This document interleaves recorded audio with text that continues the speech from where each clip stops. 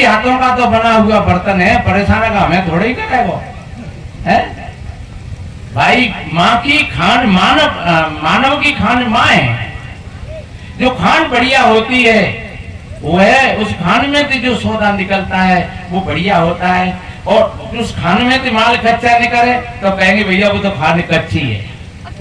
हमारे यहाँ लोग कहते हैं धौलपुर की खान पत्थर की बहुत बड़ी अच्छी है। हमारी धौलपुर की खानों में पत्थर बहुत बड़ा मजबूत निकलता है, अच्छा निकलता है। कहा है वो भैया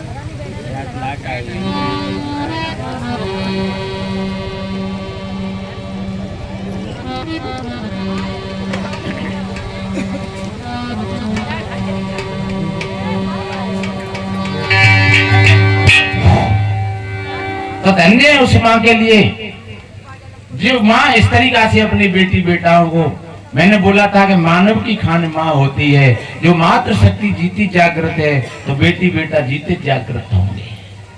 किसी कवि ने कहा है माता वही है सुतवती, जो पुत्र ऐसा जन्मती, पिता वही सुतवान है, जिससे वही है संतति। जिस वंश में नर हो ये सो वो वंश पावन जानिए, रहबे जहां जिस देश में तीरथ वहां सम्मानिए। धन्य ऐसे वंश को, धन्य उन माता पिताओं को जिन्होंने संत श्रोमणी रविदास महाराज को जन्म दिया था। धन्य उन माता पिता को जिन्होंने बाबा साहब को जन्म दिया था। धन्य धन्य उन माता पिता को जिन्होंने कबीर साहब को जन्म दिया था। तो इसलिए मेरे बहन भाइयों, एक जीते जागृत उदाहरण है। और सत्संग का फल यही होता है। सत्संग का फल ये नहीं है कि मतलब हम कोई केवल मनोरंजन में ही अपना समय पूरा कर दें। सत्संग का मतलब होता है हमारे जीवन में ये बदलाव आ जाए। माता मंदाल शाह ने बताते हैं अपने 6 बेटाओं को महात्मा बना दिया था। और जब बच्चा रोता तो माँ कहती शुद्धो असी बुद्धो असी निरंजनो निर्विकारो असी संसार माया परवर्जितो असी। हे बेटा तुम शुद्ध हो, तुम बुद्ध हो, तुम साक्षात परमात्म स्वरूप हो। पर आखिरी में कितनी बढ़िया बात कही, संसार माया परवर्जितो असी। ये संसार त्यागने के योग्य है। आज घर घरों में देखा जाता है, माता बहनों में, दौरानी जिठानियों में कई बात पर लड़ाई होती है। कई लड़की हमारी चम्मच ले गई, तेरो लड़का हमारी गिलास ले गो, तेने हमारी थाली दबकाई ले, तेने मारो झाड़ू ले लो, तेने मारो पोछा ले लो। तो क्या किया जाए, दीवार लगा दो सीधी। तो पुरानी हवेली बनी बहुत बढ़िया, डोकरे के सामने की में दीवार ठोक दे बीच में है। और वो माँ कैसी थी जो कह रही है संसार माया परवर्जितो असी। बेटा ये संसार त्यागने के योग्य है। संसार की चीजों पर कभी लड़ना मती, कभी बढ़ना मती। जो चीजें मिली हैं इनका हमें सदुपयोग करना चाहिए और आपस में हम कंधा से कंधा लगा करके चलें। हमारा एक मानव समाज है और मानव समाज में कोई छोटा और बड़ा नहीं होता है। मानव मानव कहलाता है। हम मानव समाज में जाति समाज की दीवारें लगी हैं। कौन को सत्संग है वो तो फलानी जाति को है, कौन के साधु महात्मा है वो फलानी जाति के हैं। सज्जनों ये हमारे मस्तक की विडंबना है। सत्संग तो सत्संग होता है। इसलिए जहाँ भाईचारा हो, जहाँ समानता हो समाज में, जहाँ छोटे बड़े का भेदभाव नहीं हो, तो समझ लो वहां एक उसको कहते हैं मानव समाज। और जाति पशु पक्षियों में होती है, जाति कीट पतंगों में होती है, जाति पेड़ पौधों में होती है, लेकिन मनुष्य में जाति नहीं होती है।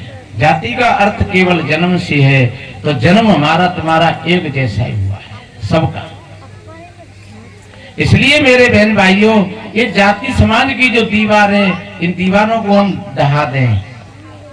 हम सभी भाई भाई हैं और कोई भी काम करता है तो काम कोई छोटा बड़ा नहीं होता है और काम से कोई व्यक्ति छोटा नहीं होता है, काम से व्यक्ति महान होता है।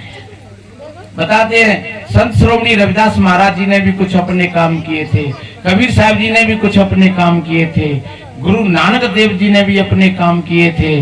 और बताते हैं कि जो ईसा मसीह, जो ईसाइयों में एक बहुत बड़े ईश्वर के पुत्र जिनको कहते हैं, वो भी एक बहुत बड़े अच्छे कलाकार थे। काठ का फर्नीचर बनाते थे, बहुत बढ़िया है। तो कौन से महापुरुष का हम नाम लें? कृष्ण कितने मेहनती थे, जो इंद्र की पूजा छुड़ा करके, क्योंकि जो लोग यज्ञ करते थे उन यज्ञ कारकों से उन्होंने विरोध किया था। उन्होंने किया कि पूजा ही करनी है तो पशु पक्षियों की करो, मनुष्यों की करो, बाकी को तुम तेल घी बढ़ा रहे हो खाम काम में। तो जो इंद्र की पूजा का उन्होंने विरोध किया और इंद्र ने खूब जम करके कृष्ण से और संघर्ष किया, लेकिन आखिर से इंद्र को पराजित होना पड़ा।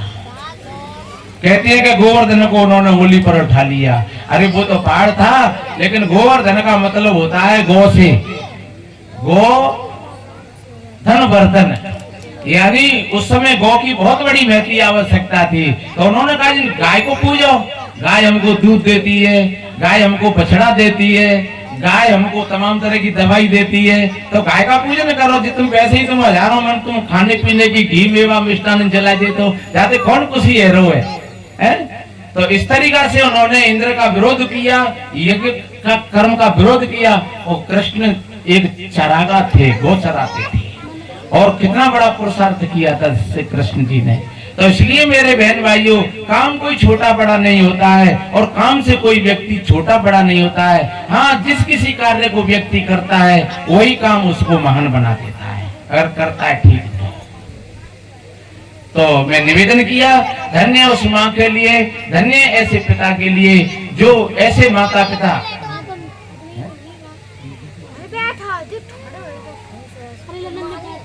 हाँ, तो धन्य ऐसे माता पिता के लिए जो वास्तव में ही ऐसे संत महात्माओं को बुलाते हैं और ऐसा सत्संग कराते हैं। आज देखो यहाँ भाई अनुज ने, धन्य उनके माता पिता के लिए, ये 3 दिन का सत्संग रोका। और आप लोग आज तो ठीक आए गए, कल भी ठीक थे, लेकिन परसों तो यहाँ लोग आ ही नहीं पाए थे। तो सज्जनों, वास्तव में ही ऐसे लोग कोई पुरुषार्थ में आते हैं तो उनका कंधा से कंधा लगा करके चलना चाहिए। सभी लोगों को सहयोग करना चाहिए ऐसे काम में। जहाँ अच्छे लोगों में, अच्छे काम में जो सहयोग करते हैं भाई बहन, ध्यान रखो वो अच्छे बन जाते हैं। और गलत काम में अगर सहयोग करते हैं तो आखिरी में वो अकेले खड़े रह जाते हैं। आप 50 आदमी ने मिलकर के कोई हुल्लड़ किया, किसी गांव को जलाया, किसी कई लोगों को मरवाया, तो ध्यान रखो जब धड़पकड़ होगी और मार पड़ेगी तो वही मुख्य जो लोग होंगे वही रह जाएंगे, और बाकी का कोई साथ नहीं देगा, सबके सब भाग जाएंगे।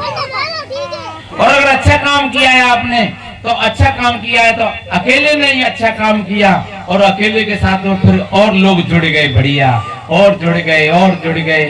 हमारा पाठशाला कार्यक्रम था एक गांव में, भिंड है, जिला भिंड में। तो एक लड़का कार्यक्रम लेकर के आया था, और वो 4-5 पुरा थे, छोटे से। कहे भैया कहा रहो के सत्संग है रहो, संतन को धौलपुर वाले महात्मा है रहे। अरे तो भैया हम दियो कछु सेवा, दूसरे पुरागे ने कहा हमें दियो कछु सेवा, तीसरे पुरागे ने कहा हमें दियो कछु सेवा। आप ये कहोगे कि 4 दिन का सत्संग था, 4 दिन पंडाल बढ़ाते रहे, और कहीं कौन से उपरा पे भीड़ जा रही है खानो खाए, आज दूसरे पुरा पे भीड़ जा रही है खानो खाए, आज तीसरे पुरा पे भंडारो चल रहा है। और वो जबरदस्त कार्यक्रम हुआ, 4-5 गांव मिल गए उसमें। मैंने कहा देखो, कोई अच्छा काम करने के लिए एक आदमी कदम बढ़ाता है, उसके कितने मित्र और सहयोगी बढ़ जाते हैं। और जब एक आदमी कोई भीड़ के साथ में गलत काम कर देता है तो भीड़ उसका साथ छोड़ देती है। फिर जेल में बेटा अकेले ही जाना पड़ेगा, बाघ संग को ना जाए, चाहे वो भीड़ रहती तो सब भीड़ भाग गई। तो इसलिए मेरे बहन भाइयों, हम धन्यवाद देते हैं उस अनुज कुमार को कि जिसने बहुत बड़ा अच्छा ये कार्यक्रम 3 दिन का रखा। आप लोगों के हमने दर्श किए और बड़ा अच्छा, ऐसे ही मातृशक्ति को जागृत हो जाना चाहिए और भाई लोगों को भी जागृत हो जाना चाहिए। एक थोड़ा भजन सुनाए, फिर साहिब जी चर्चा रखेंगे। एक माँ अपने बेटा को समझा रही। वैसे हमारे ये भजन यूट्यूब पर सुनना आप, जब तुम खाट पर लेटो शाम को तो फिर मोबाइल खोल करके रख लो और फिर सुनो, एक एक शब्द को सुनो। और जे मैं सोचना कि जे तो मैंने कल सुनी लो, नहीं कल तो तुमने खाना खायो, फिर आज क्यों खाए रहे हो? कल तुमने खाए, कल तुम्हारे भोजन में क्या था? गेहूं की रोटी थी, और आज काय की? अब तुम जो आज कल तो खाई है मैंने गेहूं की, तो फिर कैसे काम चलेगा? और तुम सोचो कल तो नहाइए वो आज को नहावे, तुम सोचो कल तो कपड़ा बदले ये बाजू का बदले, कल तो घर में झाड़ू लगाई वो बाजू का करें लगा करके। तो ध्यान रखो ये दिनचर्या के काम है, और आप जितना जितना गहराई से सुनोगे उतना ही उतना तुम्हारे जीवन में वो घटना घटती चली जाएगी, आप भीतर से जागृत होती चली जाओगे। इसलिए ये आध्यात्मिक दुनिया है, आध्यात्मिक जीवन है। वो माँ अपने बेटा को कैसे समझा रही, 6 महीना के बच्चा को। आप सोच रहे हो 6 महीना को बच्चा क्या समझेगा महाराज? अरे बच्चा तो माँ के गर्भ में ही बहुत समझ लेते है। माँ के गर्भ में बच्चा पल्लो हुए और माँ के लगी है क्रोध की आग, तो ध्यान रखो वो बच्चा क्रोधी होगा। माँ अगर किसी प्रकार का नशा कर लेती है और बच्चा अगर गर्भ में है तो बच्चा नशेड़ी होगा। माँ अगर लड़ाकू है तो बच्चा लड़ाकू होगा। माँ अगर सत्संग में जाती है तो बच्चा सत्संगी होगा, क्योंकि माँ रक्त और मांस तो देती ही है, लेकिन विचार और भावनाओं के भी फुट देती है वो साथ साथ। मैं बताऊंगा कथा क्या भले काल्पनिक हो, लेकिन अभिमन्यु ने माँ के गर्भवास में कथा को श्रवण किया था। और एक भूल बताए, 5 मिनट के लिए वो सो गई थी। कौन? सुभद्रा।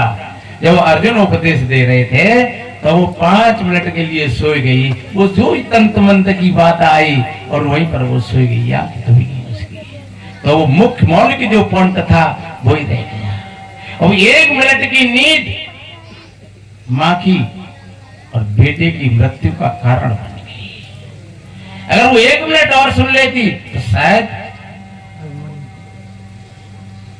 अर्जुन की जरूरत नहीं पड़ती महाभारत में, अकेला अभिमन्यु विजय कर लेता।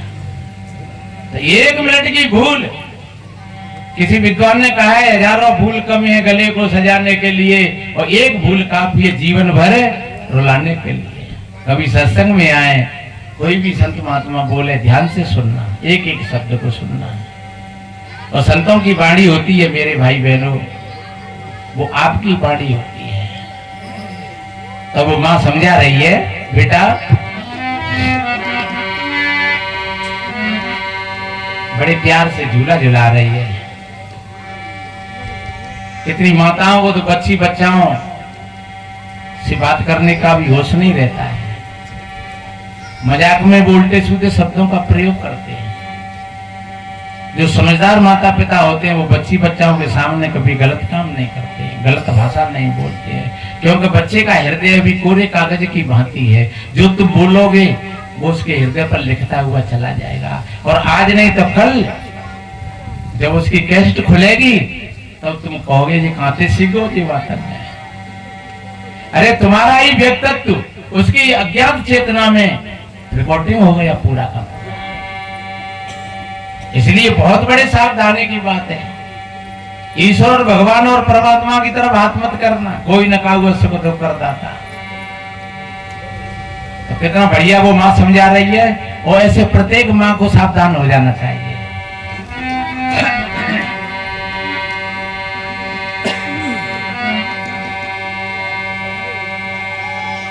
किलोरी देकर माँ समझावे, बेटा ध्यान लगाइयो तू, मेरी कोख को सफल बनाना, मत दाग लगाइयो तू रे लाल सुन बतियां मोरी, कहे यो मैया तोरी, लाल सुन बतियां मोरी, कहे यो मैया तोरी। लोरी देकर इस माँ के लिए।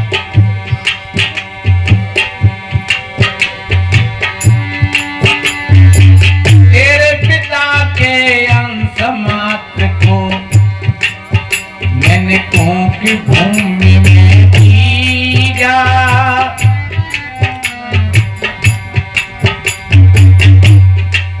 तेरे पिता के थोड़े से आंशिक भाव को लेकर के और मैंने अपनी गोप भूमि में उसका वृक्षारोपण किया। भाई लोग ये नहीं समझे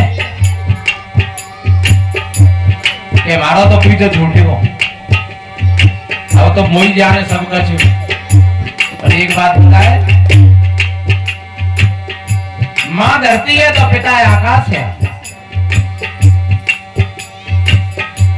धरती के पास में सारे बीज हैं, लेकिन अगर आकाश नहीं बरसे तो एक भी बीज नहीं उपजेगा। ये 4 महीना की तपस्या है धरती की, ये 4 महीना तप रही है और प्रतीक्षा कर रही है कि हे आकाश देवता तुम कब बरसोगे। जब आकाश बरसता है सारे के सारे बीज प्रपुष्ट हो जाते हैं और पूरी पृथ्वी हरी भरी हो जाती है। और एक बात बताएं, मातृ शक्ति के पास में जमाबंदी है और पुरुष के पास में जमाबंदी नहीं है। जमाबंदी